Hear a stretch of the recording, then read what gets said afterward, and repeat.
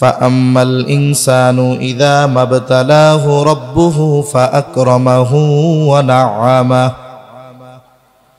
আল্লাহ তাআলা বলেন, তিনি যখন মানুষের পরীক্ষা নেওয়ার জন্য ফাআকরামাহু ওয়া না'আমাহু, তাকে সম্মানিত করেন, তাকে নেয়ামত দেন, তখন এই মানুষগুলো বলতে থাকে ফায়াকুলু রব্বি আকরামান, যে আমার রব আমাকে সম্মানিত করেছে। সে মনে করে সম্মানিত করেছে, অথচ আল্লাহ তাআলা বলে আমি পরীক্ষা নেওয়ার জন্য এগুলো দিলাম। ওই সমস্ত মানুষেরা এই সম্পদ সম্মান পাওয়ার দ্বারা মনে করে আল্লাহ তাআলার কাছে তারা গ্রহণযোগ্য ব্যক্তি, আল্লাহ মনে হয় তাদেরকে খুব ভালোবাসে। এরপর পর আয়াতে আল্লাহ তাআলা বলেন, ওয়া আম্মা ইযা মাবতালাহু ফাকাদারা আলাইহি রিজকাহ। আল্লাহ তাআলা যখন তাদের পরীক্ষাটা একটু অন্যভাবে নেন, রিজিকের মধ্যে সংকীর্ণতা দেন। সম্পদ দিয়েছিলেন, আল্লাহ সম্পদ কেড়ে নেন। সম্মান দিয়েছিলেন, আল্লাহ তাআলা সম্মান কেড়ে নেন। যখন এই সবের মধ্যে সংকীর্ণতা দিয়ে আল্লাহ তাআলা পরীক্ষা নেন, তখন এই মানুষগুলো বলে ফায়াকুলু রব্বি আহানান, আমার রব আমাকে অপমানিত করেছে। তাফসীরের মধ্যে এসেছে, সে মূলত বলতে চায় যে আমি সম্মান সম্পদের উপযুক্ত ছিলাম, কিন্তু আমার মালিক আমাকে এগুলো না দিয়ে অপমানিত করেছে। তাহলে প্রথম অবস্থায় পরীক্ষা করার জন্য যখন সম্পদ সম্মান আল্লাহ তাআলা দেন, ও মনে করে আমি এটা নিজ যোগ্যতায় পেয়েছি। আবার যখন এগুলো কেড়ে নিয়ে তাকে পরীক্ষা নেওয়া হয়, ও মনে করে আমি সম্পদ সম্মানের উপযুক্ত ছিলাম, কিন্তু আল্লাহ আমার এইগুলো দেয় নাই। নাউজুবিল্লাহ। সে বলতে চায় আমি উপযুক্ত, আমাকে দেয় নাই। আমাদের সমাজে অনেক মানুষ আছে, উদাহরণ বোঝার জন্য বলতেছে আর কি। একটা মানুষ নির্বাচন করবে, নির্বাচনের আগে থেকেই তার ফিল্ড ভালো, জনগণ সম্পৃক্ততা ভালো, সব কিছু তার ঠিকঠাক। সে চিন্তা করতেছে আমি আমার নিকটতম প্রতিদ্বন্দ্বী যে হবে, কমপক্ষে তার দ্বিগুণ ভোট পেয়ে আমি নির্বাচিত হব, সে মোটামুটি নিশ্চিত। কিন্তু দেখা গেল নির্বাচনে সে জয়ী হতে পারল না। এবার নির্বাচন পরবর্তীকালীন নেতা কর্মী এলাকাবাসীকে নিয়ে সে একটা মিটিং করতেছে।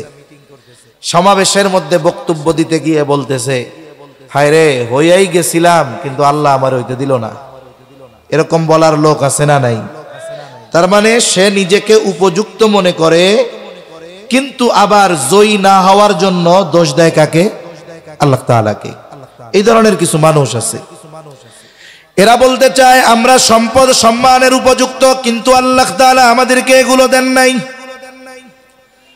আল্লাহ রাব্বুল আলামিনের ব্যাপারে তারা যখন এই কথা বলে, অথচ বিষয়টা এমন ছিল না, বরং আল্লাহ তাআলার ব্যাপারে এই মানুষগুলো মিথ্যা আরোপ করে। আমি আপনি যতই দুর্বল হই না কেন, আমার আপনার ব্যাপারে কেউ যদি কোনো অপবাদ দেয়, এমন কোনো বিষয় আমার আপনার উপরে চাপিয়ে দিতে চায় যার সাথে আমার আপনার কোনো সম্পর্ক নাই, আমি আপনি যতই দুর্বল হই না কেন, এই রকম কোনো মিথ্যা আরোপ আমার আপনার ব্যাপারে যদি কেউ করে, বলেন তো আমি আপনি এই কথার প্রতিবাদ করব কি করব না? করবেন তো সবাই নাকি? আমরা প্রতিবাদ করব যে দেখো আমরা এই বিষয়ের সাথে জড়িত নয়, বরং তোমার এই অধপতনের কারণ হলো এইটা এইটা এইটা। এখন যেই মানুষগুলো বলে আমি সম্পদের উপযুক্ত ছিলাম, সম্মানের উপযুক্ত ছিলাম, কিন্তু আল্লাহ তাআলা আমাকে দেয় নাই, মূলত এই মানুষগুলো আল্লাহ তাআলার ব্যাপারে মিথ্যা আরোপ করে। এই জন্য আল্লাহ সুবহানাহু ওয়া তাআলা তাদের এই কথার প্রতিবাদ করে বলেন কাল্লা। তারা কি বলে? তারা বলে আমরা সম্পদ সম্মানের উপযুক্ত ছিলাম, দেয় নাই কে? আর আল্লাহ তাআলা বলেন কাল্লা, কখনোই এমনটা নয়। তোমরা উপযুক্ত ছিলা, আমি দেই নাই, এমনটা নয়। প্রথমে আল্লাহ তাআলা তার ব্যাপারে করা মিথ্যারোপ এর প্রতিবাদ করলেন। এরপরে তাদের ওই রিজিক সংকীর্ণতা কেন আসলো এর কারণগুলো আল্লাহ তাআলা বর্ণনা করেন। আমি যে আয়াতগুলো আপনাদের খেদমতে তিলাওয়াত করেছি, আমার যেটা বলা মূল উদ্দেশ্য যে রিজক সংকীর্ণতার কারণ আল্লাহ তাআলা মানুষকে পরীক্ষা করার জন্য জীবন উপকরণের মধ্যে রিজিকের মধ্যে সংকীর্ণতা কেন দেন, এর কিছু কারণ আল্লাহ তাআলা এই জায়গায় বর্ণনা করেছেন। এখন আমরা এখান থেকে কি শিখব? মূলত আমরা যদি চাই আমাদের রিজিক প্রশস্ত হোক, আমরা যদি চাই আমাদের রিজিক বরকতময় হোক, আমরা যদি চাই আমাদের রিজিকের মধ্যে সংকীর্ণতা না আসুক, তাহলে আমাকে এই কথাগুলো একটু খেয়াল দিয়ে শুনতে হবে। আশা করা যায় যে এর দ্বারা শুধু আমি আখিরাতের ফায়দা অর্জন করতে পারবো তা না, দুনিয়ারও কিছু লাভ ইনশাআল্লাহ হবে। কারণ আমরা তো নগদ চাই। আমাদের কথা হলো নগদ যা পাও হাত পেতে নাও, বাকির খাতা শূন্য থাক। মনিটরের আওয়াজটা একটু বাড়াইতে পারবেন? এতবার বলতে আমার লজ্জা লাগে, একবারে বাড়াই দিলে হয়ে যায়।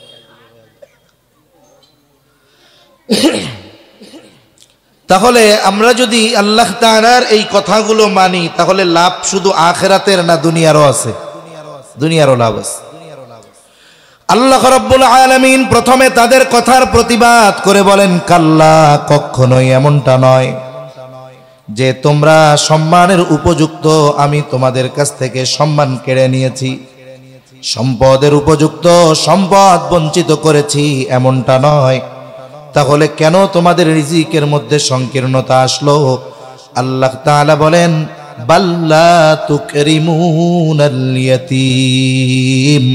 আল্লাহ রাব্বুল আলামিন বলেন, তোমাদের রিজিক সংকীর্ণতার এক নম্বর কারণ আল্লাহ তাআলা বলেন, লা তুকরিমুনাল ইয়াতীম, যে তোমরা ইয়াতীমদেরকে সম্মান করো না।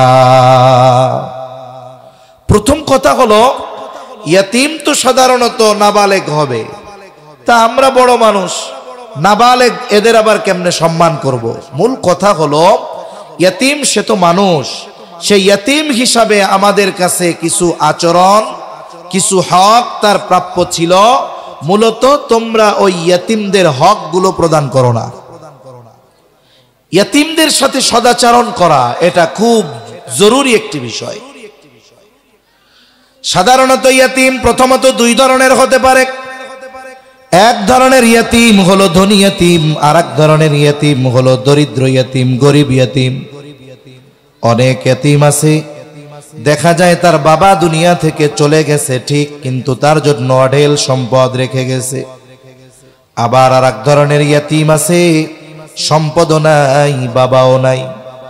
যে ইয়াতীমের বাবা সম্পদ রেখে মারা গেছে, ওই ইয়াতীমের সাথে যদি কেউ খারাপ আচরণ করে, কথার মাধ্যমে কষ্ট দেয়, ওই ইয়াতীমের হৃদয়ের মধ্যে এই চিন্তা আসবে, আহারে আমার আব্বু যদি আজকে বেঁচে থাকতো তাহলে এই মানুষগুলো আমার সাথে খারাপ আচরণ করতো না। আবার যে ইয়াতীম দরিদ্র, তার উপরে যদি কেউ খারাপ আচরণ করে, তার সাথে যদি কেউ অন্যায় আচরণ করে, তাহলে তার দিলের মধ্যে চিন্তা আসবে, আহারে আজকে যদি আমার বাবা থাকতো, অথবা আমার বাবা আমার জন্য অনেক সম্পদ রেখে যাইতো, তাহলে হয়তো মানুষগুলো আমার সাথে খারাপ আচরণ করতো না। এই জন্য সর্বপ্রথম ইয়াতীমের সাথে করণীয় বিষয় হলো, ইয়াতীম ধনী হোক আর দরিদ্র হোক, সকল ধরনের ইয়াতীমের সাথে ভালো আচরণ করার দরকার আছে না নাই? ইয়াতীমদের সাথে ভালো আচরণ করতে হবে, কথার মাধ্যমে, অন্যান্য আচরণের মাধ্যমে।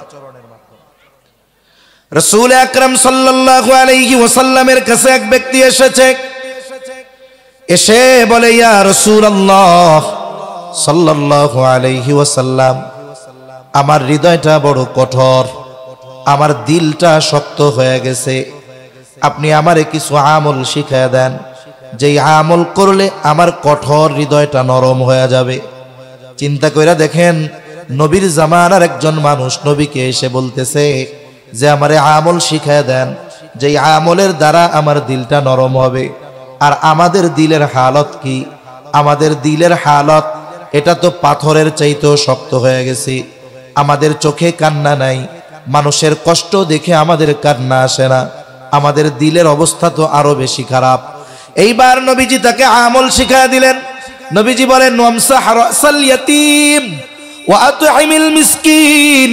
নবীজি বলেন তুমি ইয়াতীমের মাথায় হাত বুলায় দাও আর মিসকিনদের খানা খাওয়াও। এই দুইটা কাজ যদি করো তাহলে তোমার কঠোর হৃদয়টাকে নরম বানায় দিবেন কে? কারণ যেই মানুষগুলোর হৃদয় কঠোর, এ মানুষগুলোর কেউ ভালোবাসে না। আল্লাহ তাআলা আমার আপনার নবীর দিলকে দয়া কইরা নরম বানায় দিয়েছিলেন। নবীর দিল নরম ছিল বিধায় একেবারে একজন প্রত্যন্ত অঞ্চলের মানুষ, গ্রাম্য একজন মানুষ, সেও নবীর কাছে এসে গায়ে হাত দিয়ে নবীর সাথে কথা বলতে পারত। একজন গ্রামের মানুষ আসছে, গ্রামের অনেক সহজ সরল মানুষ আছে, এনারা অত জেন্টেলিটি বোঝে না, ওনারা অত শহরের মানুষের মতো আর্টিফিশিয়াল আচরণ বোঝে না, এনারা সহজ সরল। ওনাদের ওই সরলতাকে শহরের মানুষ অনেক সময় মূর্খতা বলে আর কি, কিন্তু বাস্তবে ওনারা সরল মানুষ।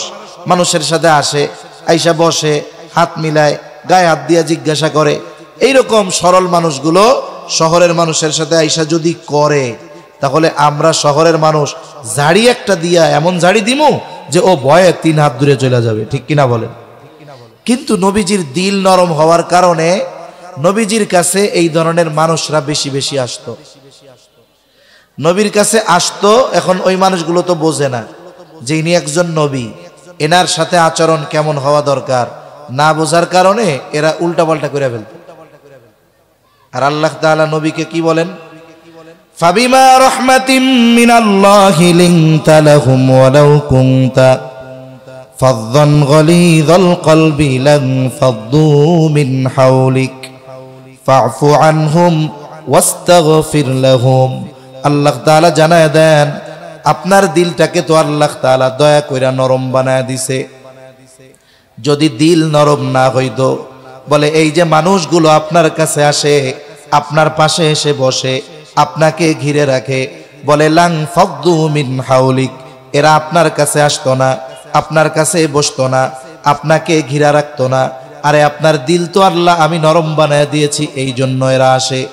এদের হয়তো আচরণ অনেক সময় অপছন্দনীয় হতেই পারে, কারণ এরা সাধারণ মানুষ, বোঝে না। এদের যদি আচরণের দ্বারা আপনি কোনো কষ্ট পান, আল্লাহ তাআলা বলেন ফা'ফু আনহুম। 1 নাম্বার আপনি তাদেরকে মাফ করে দিবেন। 2 নাম্বার ওয়াস্তাগফির লাহুম, আপনি শুধু মাফ করবেন তা নয়, বরং আপনি তাদের জন্য আমি আল্লাহর কাছেও ক্ষমা চাইবেন। প্রথমে বলবেন আমি মাফ করে দিলাম, এরপরে আল্লাহরে বলবেন আল্লাহ আপনিও মাফ করে দিয়েন। তা দেখেন নবীজির দিল নরম ছিল, এই জন্য নবীজির সাথে মদিনার মূল সড়কে একজন গোলাম, সেও নবীর সাথে মিশে মিশে হাতে হাত রেখে পথ চলতে পারত। তা আমাদের দিলের অবস্থা বড় কঠিন, কঠোর। তা নবীর জামানার একজন মানুষ নবীরে বলতেছে যে আমারে আমল শিখায় দেন, যাতে করে আমার শক্ত দিলটা নরম হয়ে যায়। নবী কি বললেন? ইয়াতিমের মাথায় হাত বুলায় দাও, মিসকিনরে খানা খাওয়াও। এজন্য আমরাও যদি আমাদের দিলটারে নরম বানাতে চাই, বলে ইয়াতিমের মাথায় আমরা হাত বুলায় দিব, ইয়াতিমকে আদর করব, স্নেহ করব। যদি কারো সামর্থ্য থাকে, অ্যাবিলিটি থাকে, মাদ্রাসাগুলোর মধ্যে সবচাইতে বেশি ইয়াতিম লালন পালন করা হয়। এই বাংলাদেশে এনজিওরা এসেছিল যতগুলো কারণ দেখিয়ে, এর মধ্যে অন্যতম একটি কারণ ছিল যে শিশু যারা আছে অনাথ, মা বাবা নাই, টাকা পয়সা নাই, এদের লালন পালন, খাদ্য, বস্ত্র, চিকিৎসা, বাসস্থানের ব্যবস্থা তারা করবে। কিন্তু এই সব প্রলোভন দিয়ে বাংলাদেশে আসলো। ওলামায়ে কেরাম তাদের দুর্বিসন্ধি বুঝতে পেরেছিলেন বিদায় শেখুল হাদিস আল্লামা আজিজুল হক রহমাতুল্লাহি আলাইহি সহ ওই সময়ের ওলামায়ে কেরাম বাধা প্রদান করেছিলেন। কিন্তু সাধারণ মানুষ তো বুঝে না। সাধারণ মানুষ, তাদের মধ্যে আরো বিরূপ প্রতিক্রিয়া দেখা গেল। এরা বলে যে কিছু মানুষ আমাদের কল্যাণ করতে চায়, উপকার করতে চায়, হুজুররা আমাগো উপকারও চায় না। হুজুররা তো গভীর চিন্তা ভাবনা কইরা বলছে দরকার নাই, কিন্তু সাধারণ মানুষ তো আর বুঝে নাই। ওই সময় বিরোধিতা করছে।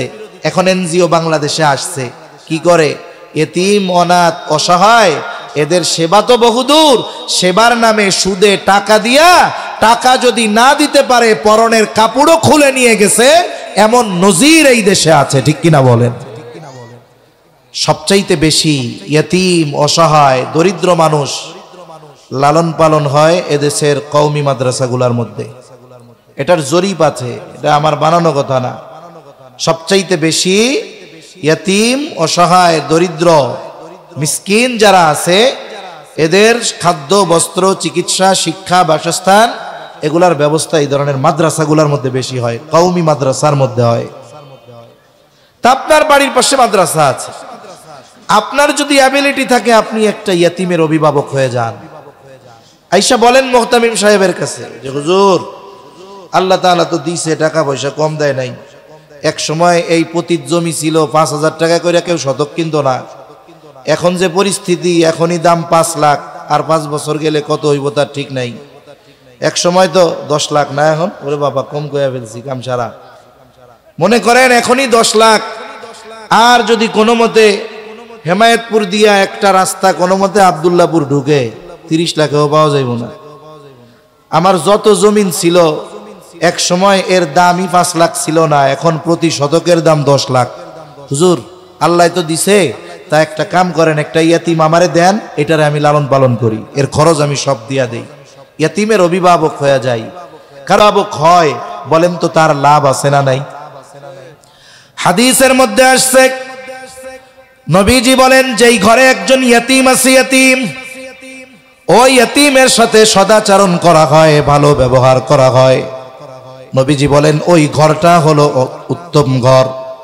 আবার নবীজি বলেন ওই ঘর কতই না নিকৃষ্ট ঘর, যেই ঘরে একজন ইয়তীম আছে আর ইয়তীমের সাথে খারাপ আচরণ করা হয়। এই জন্য বুজুর্গানে দিন বলেন যেই ঘরে ইয়তীম আছে আর ওই ইয়তীমের সাথে যদি ভালো আচরণ করা হয় তাহলে ওই ঘর আল্লাহ তাআলা রহমত বরকত দিয়া ভরপুর করে দেয়। আবার যেই ঘরের মধ্যে ইয়তীম আছে, ইয়তীম বলে তার সাথে খারাপ আচরণ করা হয়, অসৎ আচরণ করা হয়, ওই ঘর থেকে আল্লাহ তাআলা রহমত বরকত উঠায় নিয়ে যায়। আরে আপনি মনে করতেছেন আমি ডাউল দিয়া খাই, আলু ভর্তা দিয়া খাই, অনেক ভালো আইটেমের তরকারি দিয়া খাই না, একটা ইয়তীমকে নিয়ে আমি কি খাওয়াবো? মনে রাখবেন কসম করলে আমার ভুল হবে না, একটা ইয়তীম সে ভালো খাবারের মুখাপেক্ষী যতটা না হয় তার চাইতে ভালো আচরণ সে বেশি কামনা করে। দেখেন নবীজি সাল্লাল্লাহু আলাইহি ওয়াসাল্লাম যখন আব্দুল মুত্তালিব জীবনের অন্তিম সময়, একেবারে জীবনের শেষ সময়, এখন আব্দুল মুত্তালিব কি করলেন? তার সন্তানদের মধ্য থেকে আবু তালেবকে আমার আপনার নবীর অভিভাবক বানায় দিলেন। কিন্তু ইতিহাস ঘাটলে দেখা যায় ওই সময় আব্দুল মুত্তালিবের যত সন্তান বেঁচে ছিল তাদের মধ্যে সবচাইতে গরিব ছিল আবু তালেব। সবচেয়ে গরিব কে ছিল? আবু তালেব। অন্যান্য সন্তানরা ধনী বেশি ছিল। অন্যান্য সন্তানরা যে নবীকে ভালোবাসতো না তা নয়, সবাই নবীজিকে সবচেয়ে বেশি ভালোবাসতো, কিন্তু সবার মধ্যে আবু তালেব বেশি ভালোবাসতো।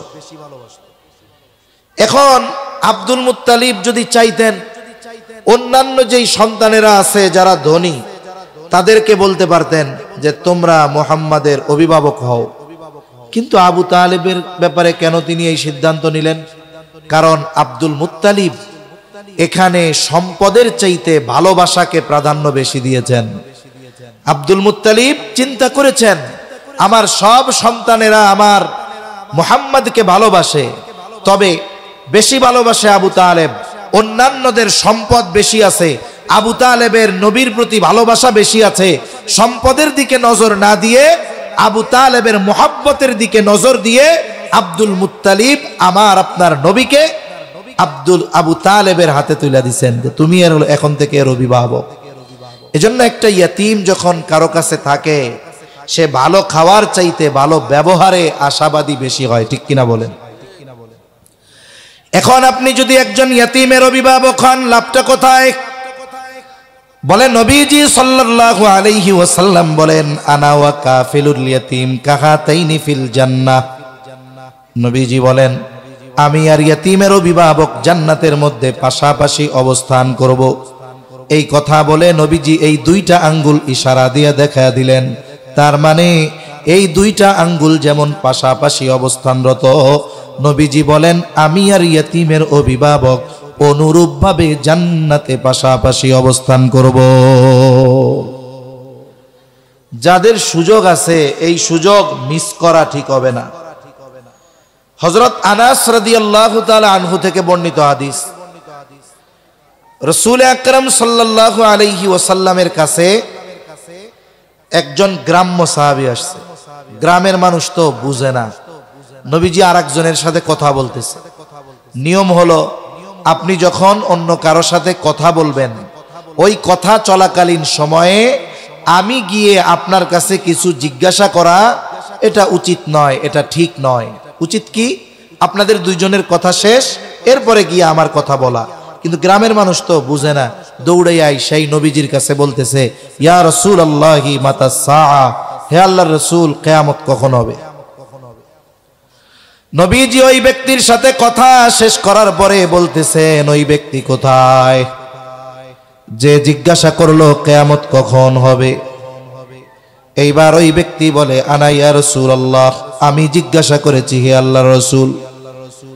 এই ব্যক্তির প্রশ্ন জিজ্ঞাসা করার ভাবটা একটু অন্যরকম ছিল, এই জন্য নবীজি তার এই কথার জবাব না দিয়ে পাল্টা প্রশ্ন তাকে করলেন। নবীজি জিজ্ঞাসা করতেছে, মা আদাত্তা লাহা, কিয়ামতের জন্য তুমি কি পাথেয় সংগ্রহ করেছো? লোকটা গ্রামের মানুষ, সহজ সরল মানুষ, সহসাই সে জবাব দিয়ে বলে, আমি আল্লাহ এবং তার রাসূলকে ভালোবাসি। নবীজি তার এই কথার জবাবে বললেন, আল মারউ মাআ মান আহাব্বা। নবীজি বলেন, যে যাকে মোহাব্বত করে তার সাথে অবস্থান করবে। এইবার লোকটা তার বাড়ির দিকে হাঁটা দিল। হযরত আনাস রাদিয়াল্লাহু তাআলা আনহু বলেন, নবীজির মুখে এই কথা শ্রবণ করবার পর যে যে যাকে মোহাব্বত করে তার সাথে অবস্থান করবে, এই কথা শুনে আমরা এতটা খুশি হয়েছি যে ইসলাম গ্রহণের পরে আর কোনো কথায় আমরা এতটা খুশি হই নাই। সাহাবায়ে কেরাম নবীর সাথে জান্নাতে থাকতে পারবে এই কথা শুনে যত খুশি হইছে, বলে ইসলাম গ্রহণের পরে আর কোনো কথায় আমরা এতটা খুশি হই নাই। সুবহানাল্লাহ। এখন বলেন তো, নবীর সাথে থাকার খবরে সাহাবায়ে কেরাম এত খুশি, এই নবীর সাথে থাকার সুযোগ এখনো আমাদের জন্য আছে না নাই? আছে, কিন্তু কাজটা ঠিকমতো করলে হবে। শাইখুল ইসলাম আল্লামা শাহ আহমদ শফি রহমাতুল্লাহি আলাইহি গল্প শোনায় একটা আপনাদের। হযরত একবার কক্সবাজার সফরে যাবে, টেকনাফ একেবারে শেষে, ওই 2013 সালের দিকে। তখন পুরা কক্সবাজারের উলামায়ে কেরাম ব্যাপক আয়োজন, শাইখুল ইসলামের আগমন হবে, বিশাল আয়োজন হচ্ছে। এখন বড় একজন ব্যবসায়ী, আবার টেকনাফের মানুষ হইলেই যে খালি ইয়াবা ব্যবসায়ী হয় তা না, সবাই ইয়াবা বদির মতো ইয়াবা বেচে টাকা পয়সার মালিক হয় তা না। টেকনাফের অনেক বড় বড় ব্যবসায়ী আছে, মাছ ব্যবসায়ী। আল্লাহর কি নিয়ামত, বলে সমুদ্রের মধ্যে এক ধরনের মাছ আছে, এর এক একটা মাছ যদি পায়, এক একটা মাছ সাইজ ভেদে 3-4 লাখ টাকা বিক্রি হয়। বলে কি মাছ এত টাকা দাম? বলে এক ধরনের মাছ আছে, ওই মাছগুলোর পেটে সুতার মতো এক ধরনের জিনিস থাকে, এটা দিয়ে অপারেশন করে যে সেলাই করে যেই সুই, সুইয়ের সাথে যেই সুতা, এই সুতা ওই মাছের পেটের থেকে আসে। এটা খুব ব্যয়বহুল এবং দামি, ওই মাছের পেটে ওইটা পাওয়া যায়। দেখা যায় কারো নসিব যদি ভালো হয়, তাহলে 10-12টা পায়া গেলে তারে আর পায় কে? সে তো এমনিই প্রায় কোটিপতির কাছাকাছি হয়ে যায়। তা এরকম অনেক বড় বড় মাছ ব্যবসায়ী আছে, অনেক বড় বড় ব্যবসায়ী। তা এর মধ্যে একজন লোক এই ব্যাপক বড় আয়োজন দেখে আয়োজকদের জিজ্ঞাসা করতেছে, কি হবে এই জায়গায়? বলে এইখানে শাইখুল ইসলাম আল্লামা শাহ আহমদ শফি সাহেব হুজুর আসবে, সমস্ত ওলামায়ে কেরাম আসবে, কক্সবাজার জেলার বাংলাদেশের অনেক প্রসিদ্ধ আলেমরা আসবে। তা এখন ওই লোকটা আয়োজকদের বলতেছে যে আপনাদের এই আয়োজনে খরচ কত হবে? বলে কত আর খরচ হবে, এখানে লাইটিং, মাইকিং, প্যান্ডেলিং সব দিয়ে মেহমানদের আপ্যায়ন টাপ্যায়ন দিয়ে 15 লাখের আশেপাশে খরচ হইতে পারে। লোকটা প্রস্তাব দিয়েছে যে শোনেন, যত খরচ হোক সব আমি দিয়া দিমু, কিন্তু শর্ত কি? শর্ত হলো শাইখুল ইসলামের সাথে আমাকে একটু বসার সুযোগ করে দিতে হবে, ওনার সাথে একটু খাওয়ার ব্যবস্থা করে দিতে হবে, ওনার হাতটা একটু ধরার ব্যবস্থা করে দিতে হবে। ওনারা চিন্তা করছে এটা কোনো ব্যাপার হইল? এটা কি কোনো ব্যাপার? ওনারা বলছে ঠিক আছে, অসুবিধা নেই। এখন দেখেন, একটা মানুষ এই পৃথিবীর একজন বুজুর্গ আলেমে দ্বীনের সোহবত পাওয়ার জন্য, তার সাথে একটু পাশে বসার জন্য, তার সাথে এক দস্তরখানে খাওয়ার জন্য, তার সাথে একটু মুসাফা করার জন্য 15 লাখ 20 লাখ যা লাগে লাগুক খরচ করতে রাজি। তাহলে যেই কর্ম করলে নবীর সাথে জান্নাতে যাওয়ার থাকার সুযোগ আছে, সেই কর্ম করার সুযোগ থাকার পরেও যারা করে না, আসলে এরা বড় দুর্ভাগ্যবান ব্যক্তি। ঠিক কিনা বলেন? এজন্য উচিত সুযোগ থাকলে ঘরে ইয়াতিম রাখা, আল্লাহ তাআলা রহমত বরকত দিয়ে ভরপুর করে দিবে। আবার দেখেন, আপনার একজন ইয়াতিমের সব খরচ চালানোর মতো অ্যাবিলিটি নাই, সামর্থ্য নাই। যেমন মসজিদ বানানোর ফজিলতের হাদিস নবীজি বলেন, মান বানা লিল্লাহি মাসজিদা বানাল্লাহু লাহু বাইতান ফিল জান্নাহ। যে আল্লাহর জন্য মসজিদ বানাইলো, আল্লাহ তাআলা তার জন্য জান্নাতে ঘর বানাবে। এই ফজিলতের কথা চিন্তা করে যদি আমরা সবাই এক একটা মসজিদ বানানো শুরু করি, তাইলে তো ইমামও খুঁজা পাওয়া যাইব না, জামাতও করা যাইব না, মুসল্লিও পাওয়া যাবে না। তার মানে কি? বুজুর্গানে দিন বলেন, মসজিদ বানানোর কাজে যে অংশগ্রহণ করবে, 10 টাকা দিয়া হোক, 10,000 টাকা দিয়া হোক, 10টা ইট দিয়া হোক, 1000 ইট দিয়া হোক, বলে যেই আল্লাহর জন্য মসজিদ বানানোর কাজে অংশগ্রহণ করবে, তার জন্যই আল্লাহ তাআলা জান্নাতে ঘর বানাবে। এখন ইয়াতিমের অভিভাবক হইলে ফজিলত, এখন এই ফজিলত অর্জন করার মতো অ্যাবিলিটি আপনার নাই। এখন চুরি কইরা টাকা আইনা ইয়াতিমরে রাইখা ওই ফজিলত অর্জন করা যাবে না। এখন আপনার সামর্থ্য কি আছে? আপনি মুহতামিম সাহেবের কাছে এসে বলেন, হুজুর, ইয়াতিমরে লালন পালন করলে, অভিভাবক হইলে এত ফজিলত, কিন্তু একজনের খরচ চালানোর মতো টাকা তো আমার নাই। তাহলে এক কাম করেন, একটা ইয়াতিম এর 1 বছরে যত জামা লাগে, লুঙ্গি লাগে, এটা আমি দিয়া দিব, অথবা তার সাবান পানি তেল যা লাগে এগুলো আমি দিয়া দিব।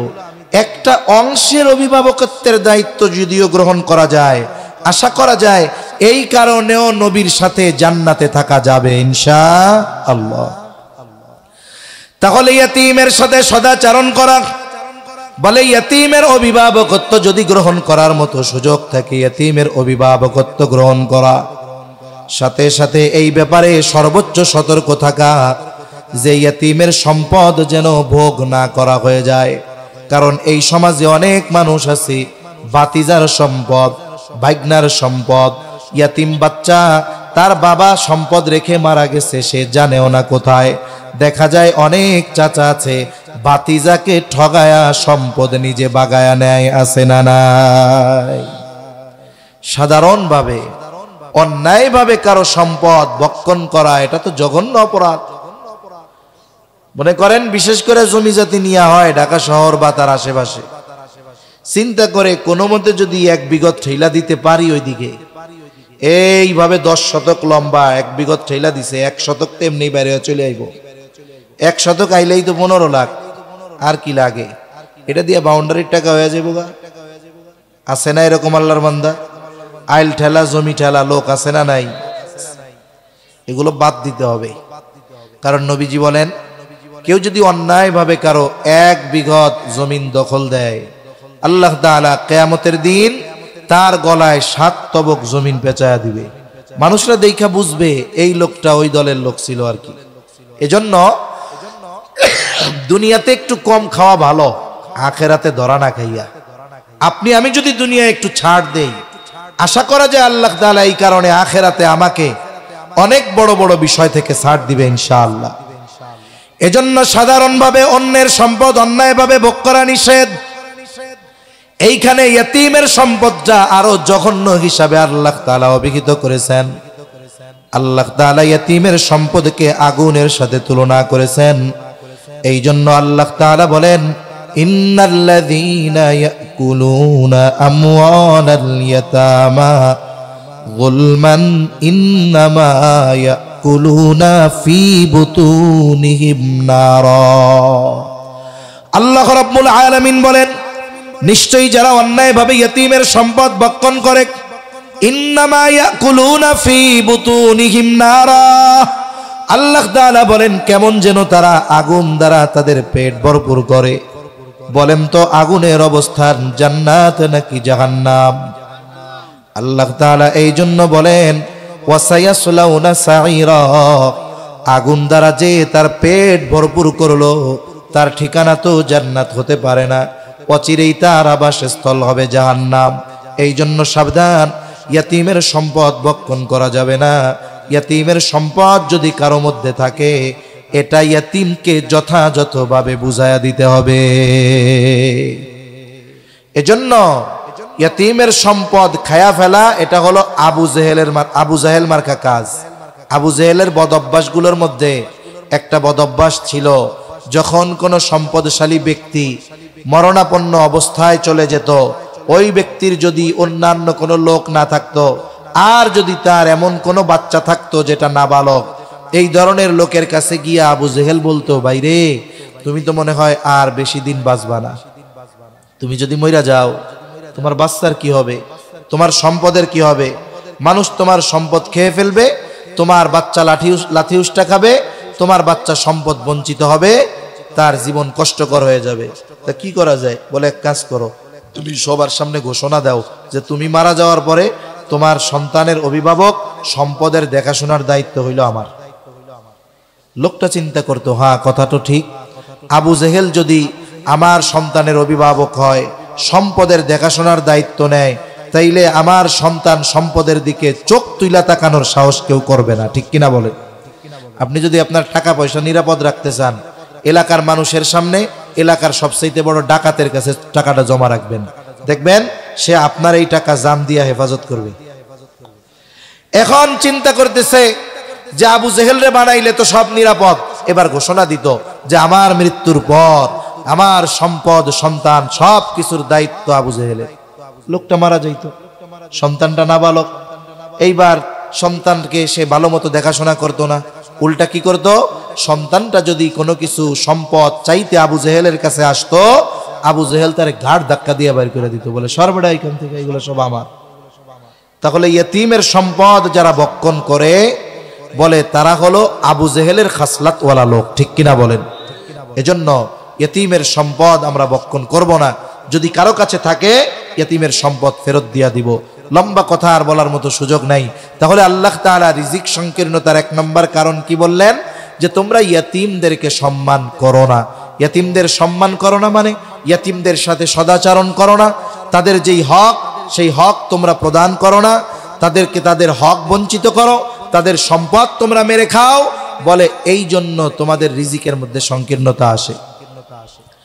2 নম্বর কারণ আল্লাহ তাআলা বলেন ওয়ালা তাহাদ্দুনা আলা তুআমিল মিসকিন।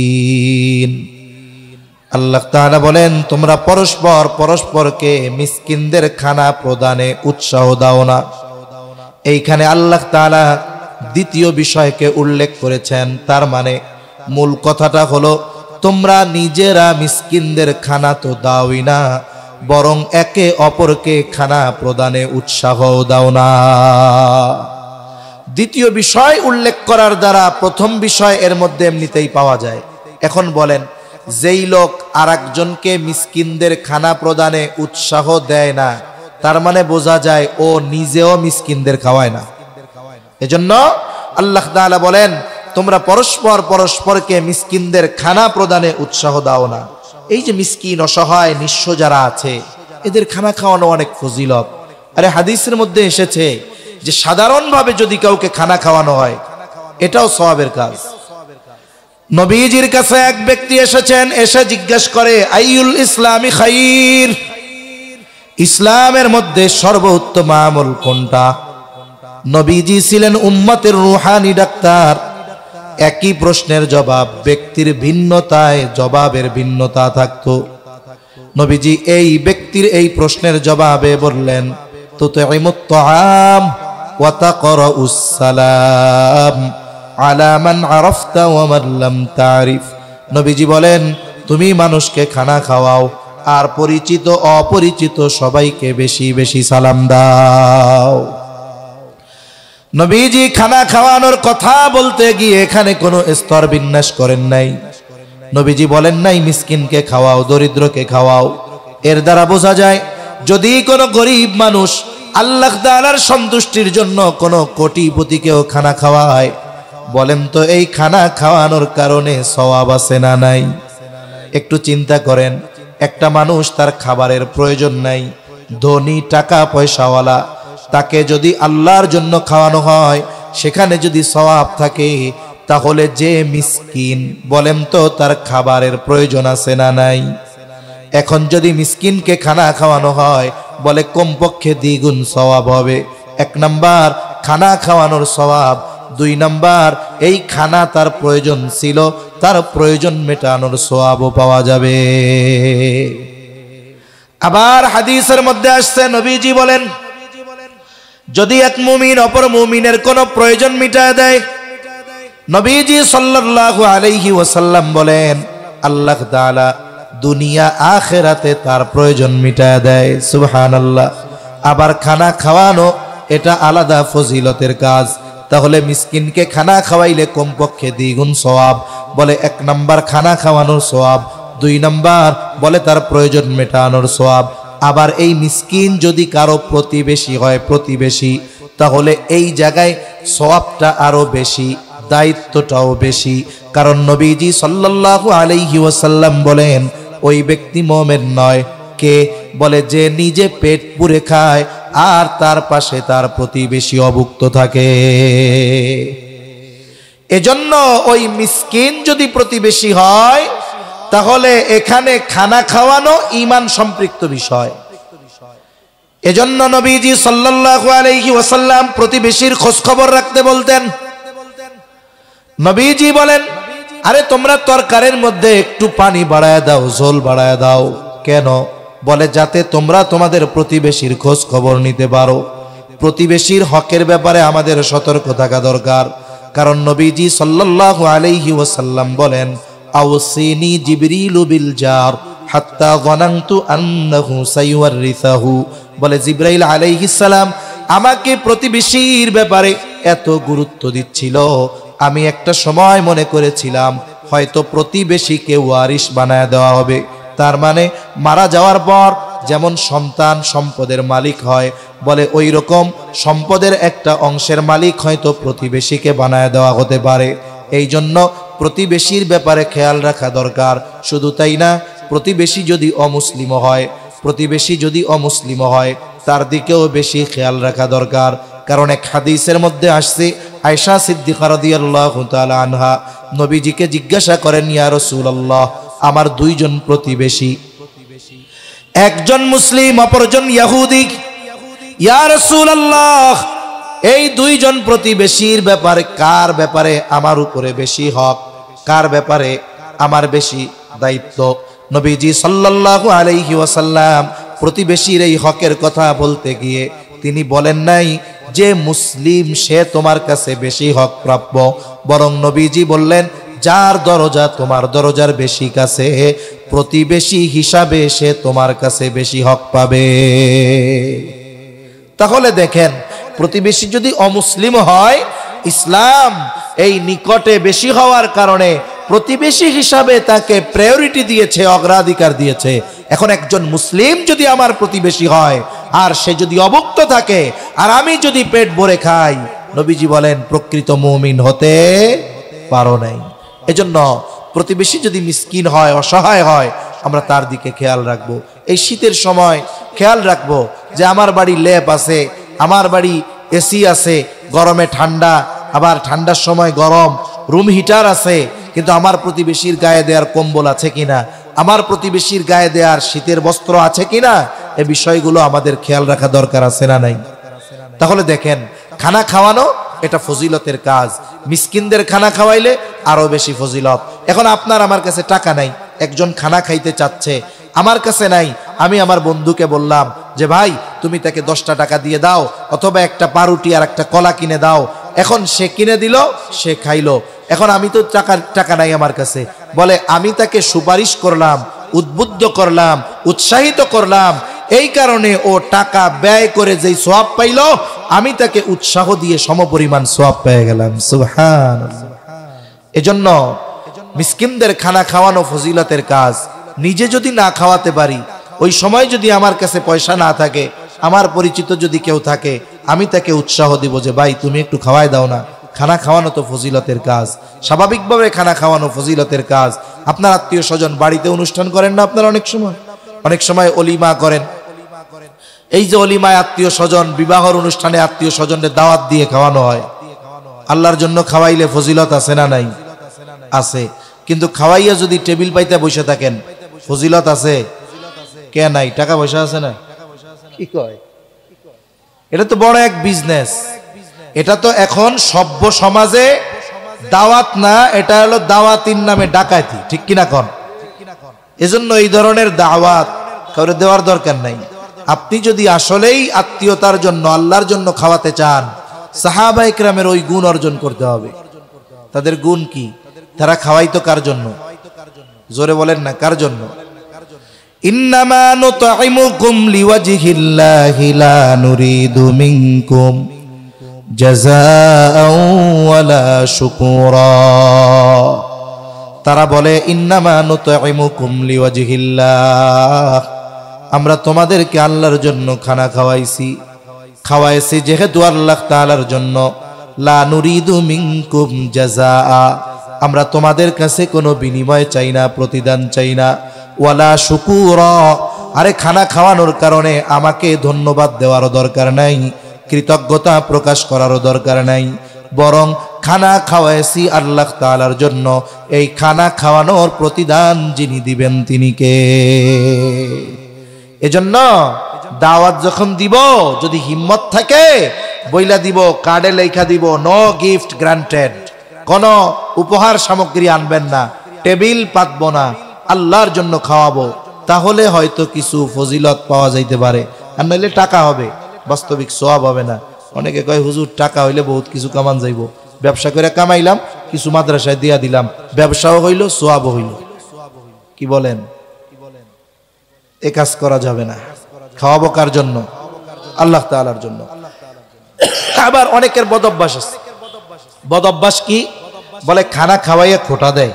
মনে করেন প্রতিবেশী দরিদ্র মানুষ, এখন একদিন সুন্দর মতো এমনি দাওয়াত দিয়া পেট বইরা খাওয়াইছে, 3 দিন পরে ওরে একটা কাজের জন্য ডাকছে যে আমার এই কামটা কইরা দে। এখন ও বলে না আমি করতে পারুম না, আমি ব্যস্ত আছি। এখন কি কয়? 3 দিন আগে খাওয়াইলাম বেডা, এখনো ডেকুর উঠলে আমার তরকারির গন্ধ বের হইব, আর এই কামটা কইলাম কইরা দিলি না, বুঝলা গেছস? এই যে খাওয়াইয়া খোটা দেওয়া, এটার অভ্যাসটা কেমন? বলে কুকুরের একটা বদ অভ্যাস আছে। কুকুর পেট ভরে খাওয়ার পরে যখন এটারে হজম করতে পারে না, ওইটা উগড়ে ফেলে দেয়, বমি করে। এই বমি আবার রাইখা উনি চলে যায় না, আশেপাশে ঘুরঘুর করে একটু পরে ওই বমি আবার সাইটা খায়। বলে যারা মানুষকে উপকার করে খোটা দেয়, এদের অভ্যাস ওইটার মতো। এজন্য আমরা অনেক সময় আমাদের প্রতিবেশী এদের কাছে কিছু খাওয়ায়া উপকার করে তার থেকে আবার ফায়দা নেওয়ার আশা করি, এই ধরনের কাজ করাও ঠিক নয়। তাহলে বিষয়টা হলো, 2টা বিষয় গেল। বলে 1 নাম্বার, ইয়াতিমদেরকে সম্মান করো না, অর্থাৎ ইয়াতিমদের সাথে সদাচরণ করো না, তাদের হক আদায় করো না, উল্টা তাদের সম্পদ আরো মাইরা খাও। 2 নাম্বার বলে তোমরা নিজেরা মিসকিনদের খাওয়াও না, অপরকেও উৎসাহ প্রদান করো না।